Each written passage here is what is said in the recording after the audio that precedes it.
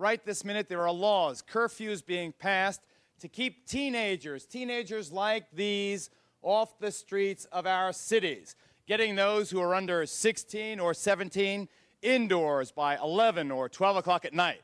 Now, some of the kids you'll be hearing from today on this live broadcast complain that the curfews make this nothing short of a police state and that the laws are basically racist, that is, directed mostly or practically at minority youngsters. But many of these kids' parents and other people are saying that curfews are the only way to keep our city's streets safe. Now, these people have had enough of teenagers spraying bullets and spreading mayhem and committing malicious mischief.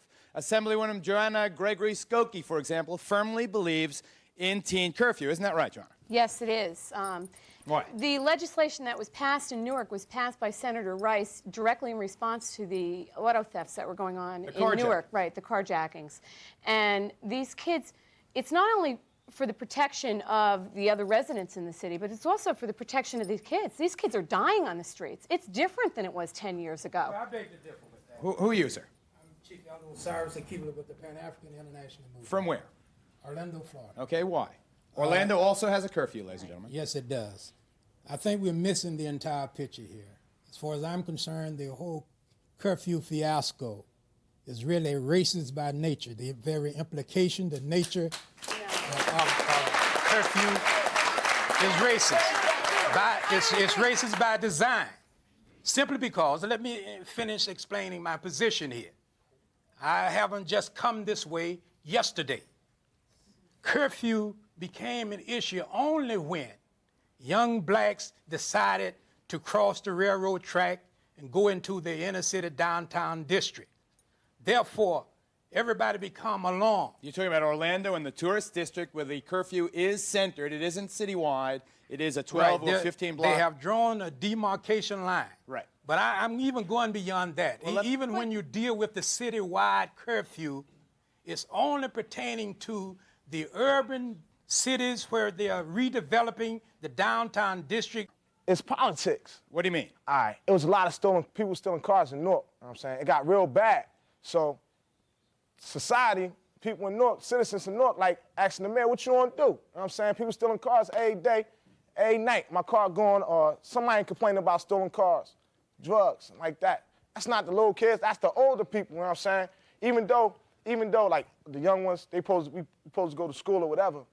But Sharonda, don't you think the curfew is a good idea? Want to keep the streets safer? No, I don't. Why not? I do not. Because, okay, in the summer, it be real hot. Okay, people don't like to come outside in the daytime. People like to come outside when it's nice, like when it's cool, like when it start getting dark. Dr. Dre and Ed Lover from Yo MTV Raps and Hot 97. Ed is in Dallas. Dallas, the great Big D, the city that's teen curfew law has just been upheld by the United States Supreme Court just in recent days. Dr. Dre, of course, here in the Broadcast Center in New York. Dr. Dre, you got an opinion on this curfew? It's kind of interesting here, Geraldo, you know, watching the two different groups, the groups that are good kids and versus bad kids who are causing all these problems that are the reason why these cities are having these curfews instilled. I don't know if I want to call it a racist thing, because kids are saying, no, you're keeping us down, but is crime going down as you're curfewing these kids away? Are the cars going, you know, not being stolen and carjacked? I mean, where is this coming from? There has to be some kind of facts or something, because this has been imposed in Newark now for how long? Right. Well, there is actually. Have there been any studies, Assemblywoman Scocchi? Yes. As a matter of fact, I spoke, before coming on the show, I spoke to Perth Amboy. And, you know, Perth Amboy is a very diverse city as well. And the police officers in Perth Amboy, and one in particular, was saying that the juvenile crimes have come down. There's less incidents of violence in Perth Amboy since they have a curfew. They have one for younger children, and they have one for older children. Ed, welcome to the show. Dre's here. What are the kids feeling down there? Personally, on my very own feeling, Geraldo, I feel like that it's up to the parents to institute their own curfews for their kids, but it's not about what I feel. That's not what I'm out here for. I'm out here because I wanted to talk to some of the younger people out here and to find out what they feel about it. And I have Mr. Galen Harrison right here, who's the president of Vision of Love, an anti-gang violence youth organization here. Galen, how does it affect you?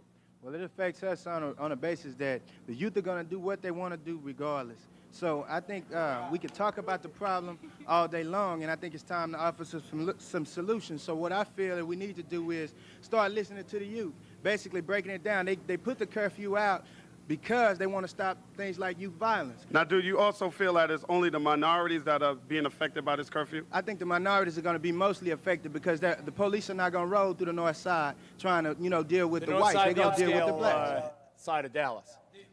Excuse me? Is that right? It's only on the, is they not going through They're not the going to upscale? go to the north side. They're going to deal with downtown Dallas. They're going to deal with South Dallas, where we are, because that's why the curfew came up, because of violence and everything like that. If you want to stop violence, start listening to the youth and listen to some of the suggestions that they have to offer. The big question I think everybody keeps jumping over is the fact is, where are these parents of all these children that are standing on the corners? Where are they?